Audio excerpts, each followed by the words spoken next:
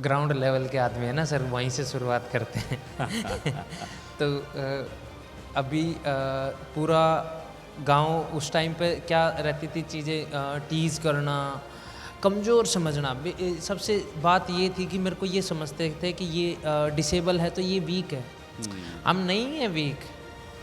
शुरुआत में ये सारी चीज़ें थी सर जब बचपन में था, पर मैंने ये सब चीज़ों को नेगलेक्ट किया क्योंकि मेरे को पता था मेरे को कहाँ जाना है।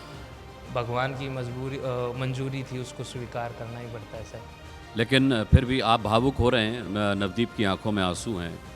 नवदीप, आपके हौसले के लिए मैं बता दूं कि आपके पिता आपके काफ़ी बड़े होने तक आपके साथ रहे।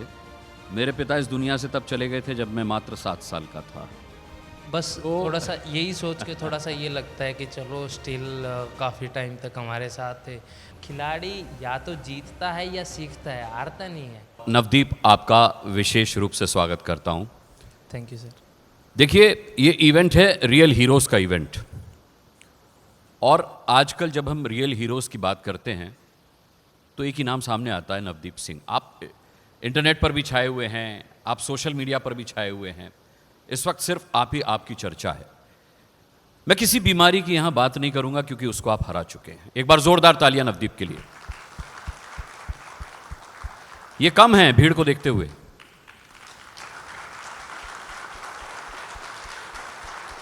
बहुत बहुत शुक्रिया आप सभी का। नवदीप, जब आप पैदा हुए होंगे उस वक्त आप एक सामान्य बच्चे की तरह दिखते होंगे। जब आपके माता पिता को यह पता चला कि आप चैलेंज्ड हैं, जाहिर सी बात है उस वक्त आप बहुत छोटे रहे होंगे, लेकिन जब आपने समझ आपके अंदर आई, उस वक्त का सफर कैसे शुरू हुआ? मैं जानता हूं कि स्कूल में आपको बुली किया गया होगा, बच्चे आपका मजाक उड़ाते होंगे, आपको भला बुरा कहते होंगे, अपने ग्रुप में नहीं रखते होंगे, लंच टाइम में आपको अपने ग्रुप से बाहर रखते होंगे।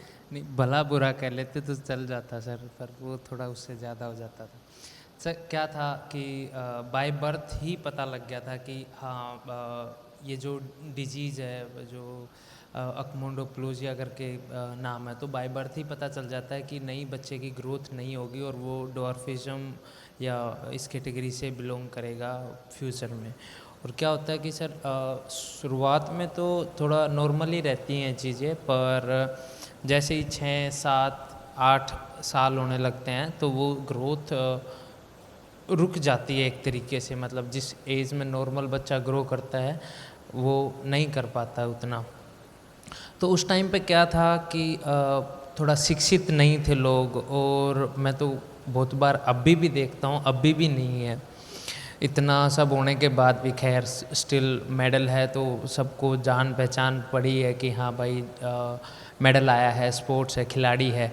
बट मेरे को बहुत बार अच्छा ये लगता है कि मेरी वजह से जो और मेरे साथी खिलाड़ी हैं जो आज भी खेल कर रहे हैं और भविष्य में और अच्छा करने का प्रयास कर रहे हैं, उनको वो चीज़ें सफ़र होना थोड़ा कम हो गया है। बट स्टिल एजुकेशन की नीड अभी भी बहुत ज़्यादा बाकी है। और रही बात रूरल गांव और विलेजेस की, तो उसमें तो चलो अभी मेरा गांव मेरे ऊपर प्राउड करता है। मैं इसके लिए भी काफ़ी मतलब खुश हूँ कि मेरे गांव की पहचान मेरे नाम से हो रही है। ऐसा बहुत कम मौका मिलता है, बट शुरुआत में चीज़ें काफ़ी अलग थी। मतलब तो देश की पहचान में भी आपका नाम शामिल है, सिर्फ गांव की पहचान में नहीं। हम ग्राउंड लेवल के आदमी है ना सर, वहीं से शुरुआत करते हैं। तो अभी पूरा गांव उस टाइम पे क्या रहती थी चीज़ें, टीज़ करना, कमज़ोर समझना। सबसे बात ये थी कि मेरे को ये समझते थे कि ये डिसेबल है तो ये वीक है। हम नहीं है वीक। कौन बोलता है हम वीक है? वीक यहाँ से होते हैं सर। बहुत बढ़िया, बहुत हम बढ़िया। यहाँ से स्ट्रोंग थे। हमारा सिर्फ डिजीज़ बाय फिजिकल है। हम यहाँ से मजबूत है, यहाँ से स्ट्रोंग है। कोई आओ फिर हमारे साथ आओ टक्कर में, कोई 2-4 दिन हमारे साथ ट्रेनिंग तो करके देखो, पता लगेगा कौन वीक है कौन स्ट्रोंग है।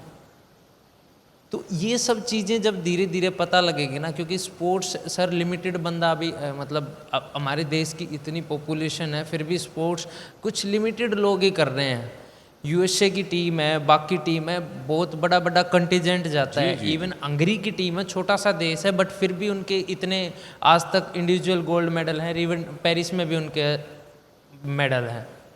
और अभी तो हमारे नेबर कंट्रीज़ भी अच्छा कर रहे हैं। जेवलिन बहुत अच्छा है, देखो हम खिलाड़ी, हम खेल की तारीफ करेंगे। तो इतनी पॉपुलेशन है, स्पोर्ट्स इंट्रोड्यूस बहुत कम को हुआ है अभी तक। उनको पता लगे मेहनत क्या होती है, फेलियर क्या होता है, सारी चीज़ें जब पता लगेगी तो पता लगेगा कौन मजबूत है, कौन स्ट्रॉन्ग है।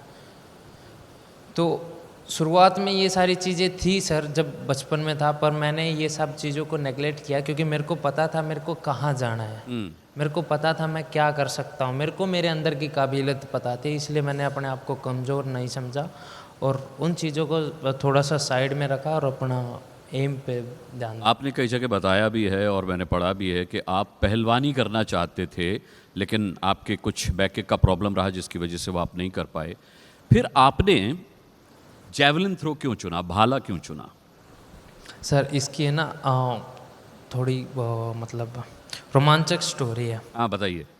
मैं पहले रेसलिंग करता था। देखो महाराष्ट्र का भी अच्छा गेम है रेसलिंग, यहाँ भी काफ़ी अच्छे अच्छे पहलवान हैं और हरियाणा का भी है। हम भी बचपन में ही हमें अखाड़े में भेज दिया जाता है कि आप मिट्टी से प्यार हरियाणा वालों को करना आता है, चाहे वो खेल हो या बॉर्डर हो या फिर हमारे किसान हो, उनको बखूबी पता है कि कैसे मिट्टी से जुड़ा जा सकता है। तो मैं रेसलिंग करता था, पापा रेसलर थे, उन्होंने मेरे को कोचिंग दिया, हमने ट्राई किया। इवन स्टेट लेवल पे मैं मेडलिस्ट भी रहा नॉर्मल में। मैं कोई उस टाइम पे पैरा नहीं खेलता था, पर बैक इशू हुआ तो मैं दोबारा कम बैक नहीं कर पाया। फिर घर बैठे बैठे मेरा मतलब ये था कि थोड़ा चंचल था, घर पे मन नहीं लगता था, ऐसे मैं एक जगह नहीं रह सकता इतना। और फिर घर वाले पढ़ाई करने के लिए फोर्स करते थे, तो वो तो ऑफ कोर्स नहीं हो रहा था मेरे से। फिर मैंने स्पोर्ट्स में मैंने एक यूट्यूब पे एक आर्टिकल देखा, ऐसे ही मैं सर्च कर रहा था उस टाइम पर, गाने वगैरह म्यूज़िक वगैरह सुनता था, तो मैंने देखा कि पानीपत के लड़के ने किया कमाल, तोड़ा विश्व रिकॉर्ड। और वो नीरज भाई साहब का वीडियो था, नीरज चोपड़ा भाई साहब का। उन्होंने जूनियर का रिकॉर्ड किया था 2016 में। तो तब थोड़ा सा ये लगा कि अगर पानीपत में भी अगर हम भाला उठा के और फेंक रहे हैं और विश्व रिकॉर्ड कर रहे हैं, तो मैं भी शुरू करता हूँ। तो फिर मैंने पैरा में इंट्रोड्यूस करके 2017 में मैंने जेवलिन शुरू किया था सर। उनको थोड़ा देख के कि हाँ ठीक है, फिर मैं भी, और मेहनत रंग लाई सर। एक गुस्सा भी रहा होगा आपके अंदर, जिन लोगों से आपने आलोचना सुनी। वो तो आपने देखा ही होगा। आज आपको पता था मैं घूम फिर के वहीं आ रहा हूँ। वैसे आप हरियाणा के हैं तो मुझे लगता है कि वो एक नेचुरल इंस्टिंक्ट रहा होगा आपका। लेकिन मेरा सवाल दूसरा है, मैं उस पर बात नहीं करूँगा, आपसे बहुत लोग बात कर चुके हैं। जब हम देखते हैं क्रिकेट के मैदान पर बड़े बड़े सेलिब्रिटी क्रिकेटर्स इस तरीके की गालियाँ देते हैं तो कोई चर्चा नहीं होती, लेकिन आपने इस तरीके का कोई जेस्चर दिया, आपने इस तरीके का कुछ मुंह से बोला तो पूरे देश में चर्चा का विषय बन गया। सर एक तो थोड़ा सा लॉजिक ये हो सकता है कि एथलेटिक्स में आज तक किसी ने सुना नहीं था ऐसा कुछ करते हुए। और दूसरा ये था, मेरे को पता नहीं था कि अभी भी कैमरा मेरे ऊपर है, अगर पता होता तो मैं भी नहीं देता।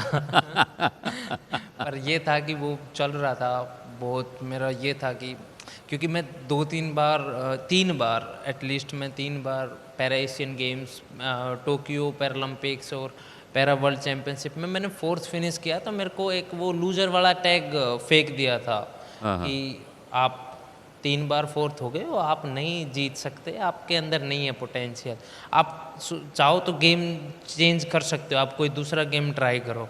पर नहीं था, वो सब चीज़ें नहीं थी। मेरे को पता था कि कमी मेरे अंदर है, सुधार मेरे को करना है, फिर बाद में आप ही लोग हो जो तालियां बजाओगे। तो वही सब चीज़ अपने ऊपर भरोसा रखा और थोड़ा सा पेशेंस रखा। खेल थोड़ा पेशेंस, स्पोर्ट्स जो है ना सर, वो थोड़ा पेशेंस भी सिखाता है। जैसे जीवन में भी हमें पेशेंस रखना चाहिए काफ़ी चीज़ों के लिए। जब हम टारगेट लेके चलते हैं कि हम अपने आप को 2 साल बाद यहाँ देखेंगे, नहीं पहुँचे, तो पेशेंस थोड़ा सा काम आता है कि पेशेंस करते हैं, कोई नहीं, कल परसों अगले दिन ऐसे थोड़ा सा वो चीज़ें मेरे को सिखाई खेलने, तो एक वो थोड़ा सा लूज़र वाला टैग मैंने मेरे ऊपर से हटाया सर कि नहीं, मैं आपके सर्टिफिकेट से लूज़र नहीं बनूंगा। जब आपने जेवलिन को चुना, जी। जाहिर सी बात है तब भी लोगों ने कहा होगा कि ये गलत खेल चुन रहे हो, क्योंकि जेवलिन तो आपसे बहुत बड़ा है।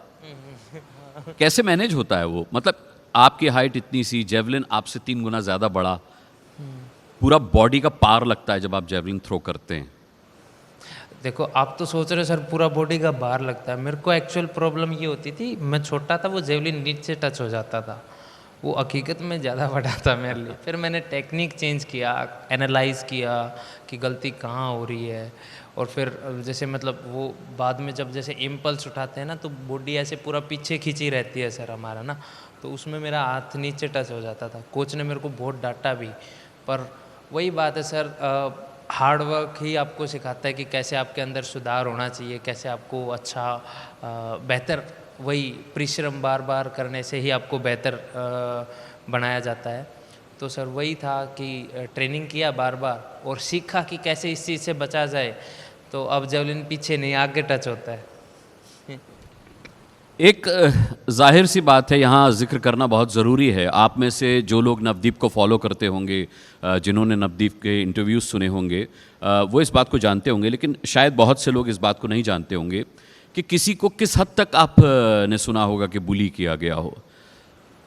नवदीप, आपने एक इंटरव्यू में बताया था कि आपको इस हद तक बुली किया गया कि लोग आपसे कहते थे तू जी कर क्या करेगा, तू तो कुछ नहीं कर सकता, तू आत्महत्या कर ले इससे अच्छा। मतलब ये तो हाइट्स है किसी को टॉर्चर करने की, किसी को बुली करने की। आप उस मेंटल स्टेट से बाहर कैसे आए? कैसे उस मानसिकता से आपने जीत हासिल की जो लगातार आपको लोग कहते थे तू आत्महत्या कर ले? सर वही था ना कि जब मेरे को प्रूव ही करना है, जब मेरे को प्रूव करना है कि हाँ यू आर रॉन्ग, मैं आपकी मतलब मानसिकता से सहमत नहीं हूँ, आप मतलब मेरी ज़िंदगी है, आप बोलोगे मैं क्या कर लूँगा, आप कैसे। बट इसमें थैंक गॉड अच्छी बात ये थी कि मेरा फैमिली मेरे को सपोर्ट कर रहा था, मेरे परिवार ने मेरे को बहुत अच्छा सपोर्ट किया। इवन 4th आने के बाद भी मैंने जब टोक्यो में 4th फिनिश किया था तो मैंने घर पे कॉल किया था, मैं थोड़ा सा इमोशनल था, नहीं हो रहा था सहन की। मेरा फर्स्ट टाइम ऐसा हुआ था कि ऐसा कुछ हुआ हो, तो पापा ने एक ही चीज़ बोली थी, अरे कोई बात नहीं बेटा, तूने बहुत अच्छा किया है, तू अब, उस टाइम पे मैं 21 साल का था, तो तू अभी तो बच्चा है और आगे तू बहुत अच्छा करेगा, अभी तो काफ़ी चीज़ें, अभी ये तो पहला फर्स्ट स्टेप है, अभी इतना क्यों। पर उस चीज़ से ये था कि फिर मेरे को जब फैमिली सपोर्ट कर रही ना, तो फिर मेरे को उनका सुनने का फिर फ़र्क नहीं है, क्योंकि वो तो मेरे घर वाले भी नहीं है। उनका अगर मेरे घर वाले मेरे को ऐसा बोलते तो फिर तो मेरे को हर्ट भी होता, फिर मैं उनका क्यों सुनूँ, वो तो मेरे अपने हैं ही नहीं। तो फिर वो चीज़ें सर मैंने इग्नोर की। फिर वो एक चीज़ ये दिखाती है कि मेंटल प्रेजेंस आपकी, आप कितने बुलंद हो अपने इरादों को लेके, कितने आप पेशेंस और कितना आपको प्यार है आपकी जर्नी से, आपके एम से, आपका टारगेट से। और सर यही है कि जब फोकस मैंने वहाँ से नहीं हटने दिया तो आपको फिर अचीव करने से कोई रोक भी नहीं सकता। फैमिली में सबसे ज़्यादा सपोर्ट किसका रहा? कितने लोग हैं आपकी फैमिली में? सर अभी तो जैसे मम्मी, भाई और भाभी ही हैं, और पर फैमिली ऐसे नहीं बोल सकते कि फैमिली में किसका सपोर्ट। हाँ, हरियाणा में तो पूरा परिवार है, मतलब चाचा, ताऊ, मामा, भांजे। बिल्कुल, तो पूरे परिवार का अच्छा सपोर्ट था, और मेरे को तो सिर्फ इसीलिए ही छोड़ रखा था कि तू खेल ही ले। मतलब वो अभी भी मेरे को वो बच्चा ही समझते कि जा तू खेल के आ तो वो वाला रहता है तो उन्होंने तो मेरे को यही बोला था कि तू खेल। इवन पता तो उनको लग गया था कि मैं पढ़ूंगा नहीं तो उन्होंने मेरे को ये बोला तू खेल ले और बाकी हम सब देख लेंगे। तो अच्छा, लेकिन आपने शुरुआत में कहा पढ़ाई बहुत ज़रूरी है। हाँ सर, देखो नो डाउट पढ़ाई ज़रूरी है, क्योंकि बहुत से एथलीट मैंने ऐसे भी देखा है एजुकेशन के चक्कर में ना उधर, क्योंकि बाहर जाने के बाद तो सब इंग्लिश काम करता है, तो एजुकेशन के चक्कर में मात खा जाते हैं। तो पढ़ाई ज़रूरी है। इवन खिलाड़ी बहुत आम घरों से बिलोंग करते हैं, ऐसा कुछ नहीं है कि जो मतलब जो महंगे गेम है वो तो हैं, हम गरीब गेम तो यही है कि या तो जूते पहन के भाग लिए या कुछ भारी सी चीज़ फेंक ली। मतलब हमारा तो यही रहता है जिसमें हार्ड वर्क ज़्यादा होगा, परिश्रम ज़्यादा होगा, वो हमारे पल्ले पड़ेगा। पर जो बाकी गेम है उनमें तो ठीक है, बट हमारा बेसिक्स ये होता है कि भाई हम आज बेरोज़गार हैं, खेल करेंगे नौकरी लग जाऊंगे, और नौकरी लगने के लिए भी वो पढ़ाई मांगते, तो पढ़ाई ज़रूरी है। तो मैंने उसी चीज़ को लेके थोड़ा सा पढ़ाई भी शुरू किया था, और मतलब ग्रेजुएशन वगैरह किया, और बाकी और पिछले साल मेरी इनकम टैक्स में इंस्पेक्टर की नौकरी भी लग गई थी, तो सब सही चल रहा है।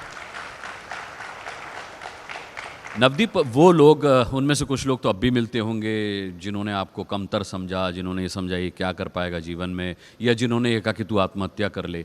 वो लोग अब जब मिलते हैं तो कैसे मिलते हैं? क्या उनमें आप बदलाव देखते हैं?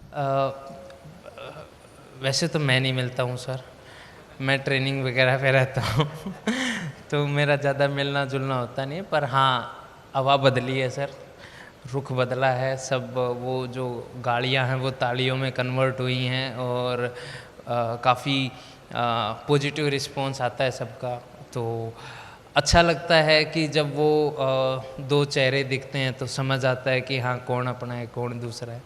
तो काफ़ी फिर भी बदलाव है सर। अब कोई ये नहीं बोलता कि नहीं, अब तो बल्कि ये भी बोलते हैं, जैसे गांव में, तो मैं गांव में ही रहता हूँ और गांव में ही रहूँगा आगे भी, तो अब वो बोलते भी हैं कि आप ऐसा करो, हमारे घर के पास अपना घर बना लो, ताकि फिर हम चीज़ें शेयर करेंगे, टिप्स एंड ट्रिक्स आपसे लेंगे। तो अब तो सब ये चाहते हैं कि अब नवदीप हमारे पास आ जाए हमारे पास आ जाए, हमें ऑटोग्राफ दे दे, हमारे साथ फ़ोटो खिंचा ले। जी। परिवार में सभी का आपने कहा योगदान रहा। एक बेटे का माँ से विशेष लगाव होता है, लेकिन आपके पिता जो दूध बेचने का कारोबार करते थे, उन्होंने आपको तहे दिल से सपोर्ट किया। मैं पढ़ रहा था कि आपको बेहद अफसोस रहा कि वो आपका गोल्ड नहीं देख पाए,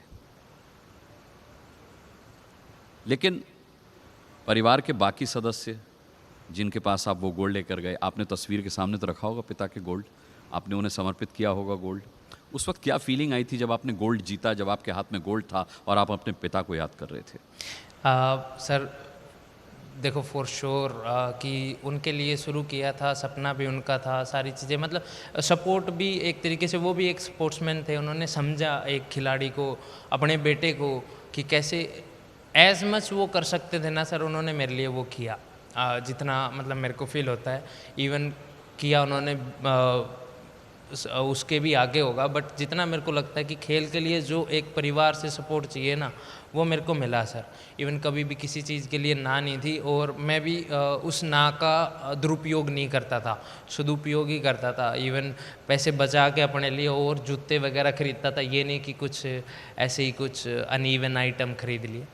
और स्टिल हाँ, मैं समझ रहा हूँ कि गोल्ड मेडल आया है और देश का सम्मान हुआ, बट मैं जो मिस कर रहा हूँ वो मेरे को पता है कि मैं क्या देखना चाहता था। मैं समझ सकता हूँ पूरा देश खुश है, बट जो खुशी मैं देखना चाहता था वो थोड़ा सा मेरे लिए मिसिंग रहा। इवन वर्ल्ड चैम्पियनशिप में भी ब्रोंज़ मेडल आने के बाद भी थोड़ा सा ये रहा कि मैं जस्ट मिला था, बट उस टाइम पे चीज़ें ऐसी नहीं थी कि मैं देख सकूँ कि पापा मेरा मेडल आया है, देख लो।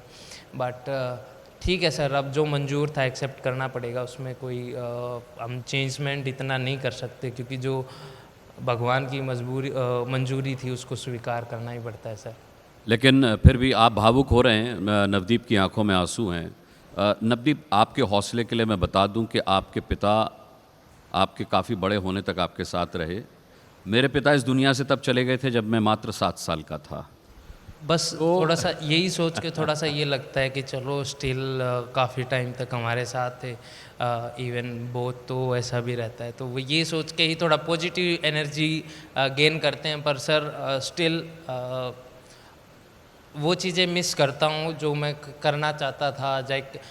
लाइक मैं भी तो चाहूँ ना कि मैं दिखा सकूँ मेरा फैमिली को, मेरा पापा को, कि पापा अब मैं इंडिया का नामी खिलाड़ी हूँ, अननोन खिलाड़ी नहीं हूँ, मैं ऐसे मेडल लेवल वाला खिलाड़ी नहीं हूँ। अब मैं उन भारत के उन 16 गोल्ड मेडलों में से एक मेरा है जो अभी तक पैरालंपिक की हिस्ट्री में भारत ने जीते हैं,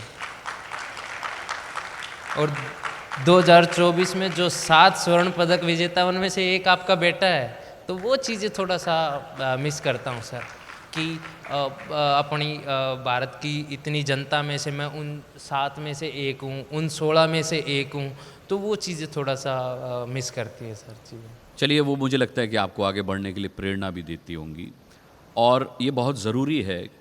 ज़िंदगी का खालीपन जो है वो काफ़ी चीज़ों को भर भी देता है। आप पिछले दिनों मोदी जी से मिले, बड़ी दिलचस्प मुलाकात थी वो, उन्होंने आपको टोपी पहनाई और वो नीचे बैठ गए। कैप। कैप कैप पहनाई और फिर वो नीचे बैठ गए। आपको उनका ये जेस्चर कैसा लगा? मोदी जी के बारे में कई बातें आपने सुनी होंगी, खिलाड़ियों को लेकर के उनकी बड़ी आत्मीयता रहती है, खिलाड़ियों के प्रति अक्सर उनका सम्मान, उनका प्यार हम देखते रहते हैं। जब आपने उनसे मुलाकात की तो अगर मैं आपसे पूछूं कि देश के प्रधानमंत्री मोदी, नरेंद्र मोदी कैसे हैं, तो आप क्या क्या डिस्क्राइब करेंगे? सर देखो, पूरा देश स्पोर्ट्स को जान रहा है, पहचान मिली है, क्योंकि पूरा देश मोदी सर को फॉलो करता है, हमारे प्राइम मिनिस्टर को फॉलो करता है। और फिर पीएम सर हमें जब सम्मान देते हैं तो पूरे देश की नज़रों में स्पोर्ट्स का और खिलाड़ियों का सम्मान दुगना हो जाता है। और जिस तरीके से मेरे को दिया, मेरे को तो लग रहा है 4 गुना हो जाना चाहिए। तो वो काफ़ी मतलब मेरे लिए तो वो, जब मैं 2021 में 4th फिनिश किया था तो सर से जो मेरी कन्वर्सेशन हुई थी उसमें यही था कि खिलाड़ी हार नहीं मानता है। मैं ये लाइन बहुत जगह यूज कर चुका हूँ, मतलब कि खिलाड़ी या तो जीतता है या सीखता है, हारता नहीं है। तो उसमें क्या होता है ना सर कि हाँ, बजाने तालियां बजाने वाली ही बात है। पीएम सर ने भी हमें उस टाइम पे यही बोला था कि आपको हार नहीं माननी है, आप अपना संघर्ष आपका कंटिन्यू रखो, कोई बात नहीं, इस बार नहीं आया अगली बार आएगा। तो वो चीज़ मोटिवेशन लेके ही जब वहाँ से वो इतना प्यार मिलता है कि कोई बात नहीं, आप सफल नहीं हुए, बट आपको ये नहीं बोल सकते हम कि आप विफल हुए हो, आपने अच्छा किया, आपने अपना 100% दिया है और आप आगे करोगे तो और बेहतर होगा। इवन आगे बढ़ने की ही उन्होंने ये दिया था, उन्होंने ये नहीं बोला था कि आपका 24 में अभी 20 में मेडल नहीं आया तो आप गेम छोड़ दो, आप कोई और कर लो, नहीं, उन्होंने ये बोला था कंटिन्यू रखो और आगे करो, आप ज़रूर अच्छा करोगे।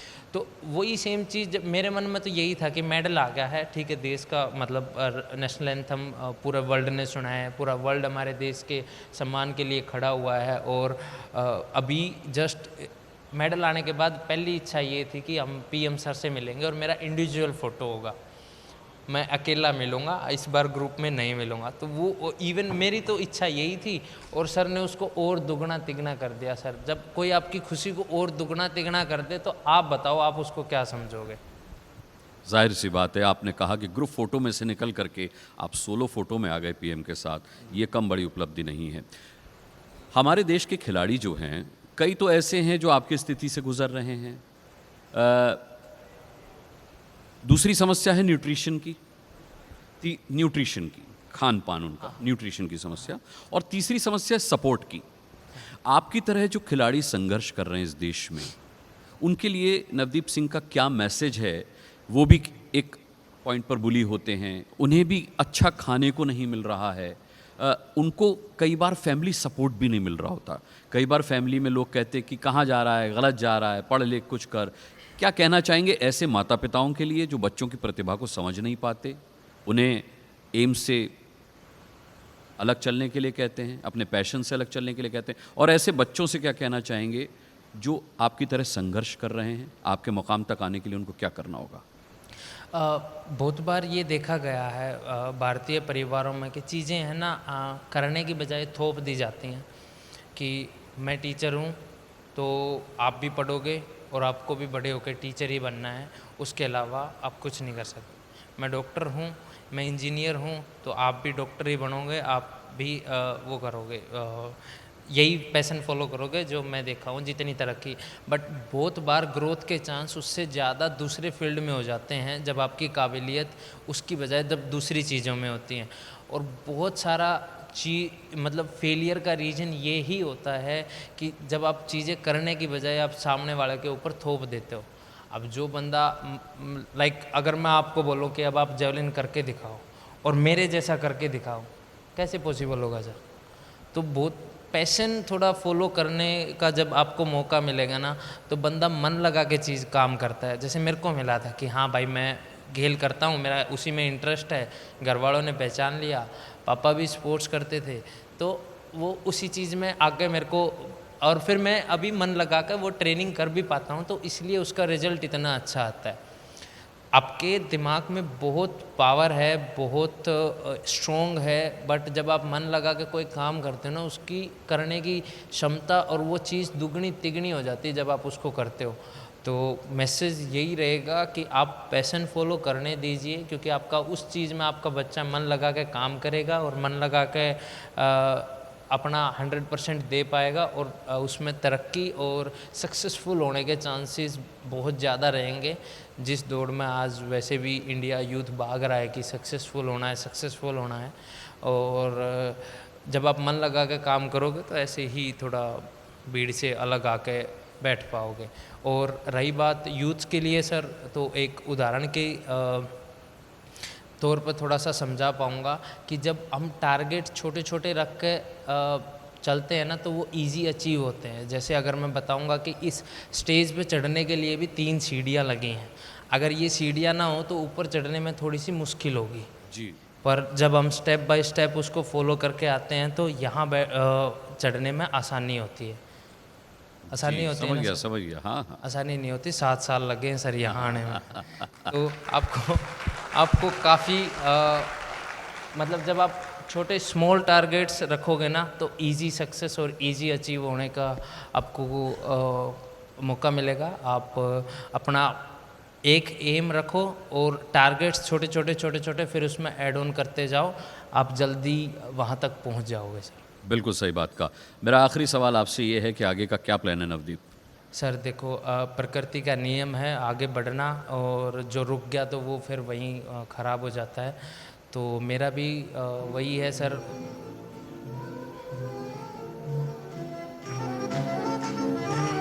आपकी तारीफ भैया, ये सेशन में था क्या? आदाब साहब, आदाब। आप सब लोग का बहुत बहुत खैर मकदम है। जोरदार तालियां बजाइए मेरे लिए। मर बहुत आप शुक्रिया। हैं कौन? आप हैं कौन भाई साहब? असल में हमारे पास रहते हैं हर सवाल के जवाब, नाचीज को कहते हैं उजड़े नवाब। लेकिन आप इस सेशन में क्या कर रहे हैं? अरे हमने कहा कि नवदीप साहब से मुलाकात कर लें, यहाँ पर मुशायरा चल रहा है। मुशायरा और चल रहा है? मुशायरा कहाँ चल रहा है? मुशायरा नहीं चल रहा है।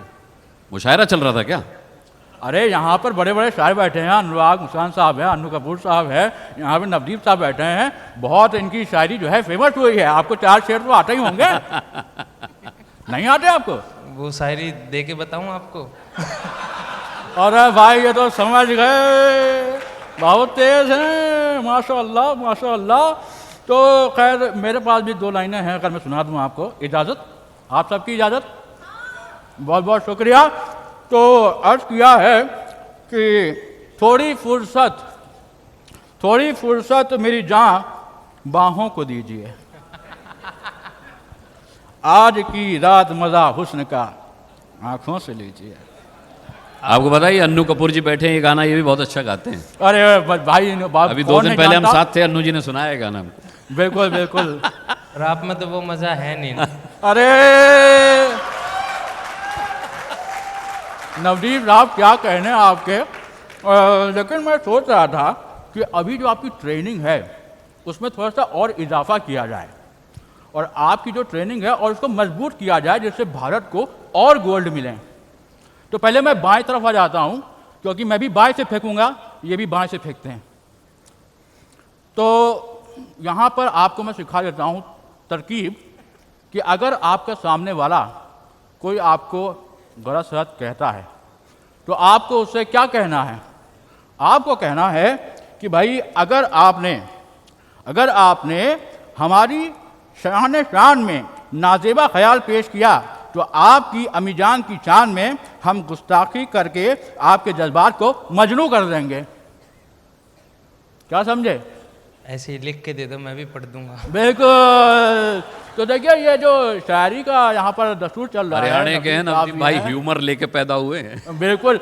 और अच्छा, अगर मान लीजिए सामने वाले ने आपके रुखसार शरीफ पर अपनी हथेली शरीफ से कहीं जोर से वार कर दिया और आपको दिन में तारे नज़र आने लगे, तो आपको क्या करना है? जो मैं फेंकता हूँ वही फेंक दूंगा। बस यही तो चाहिए था। बहुत बहुत शुक्रिया, बहुत बहुत शुक्रिया।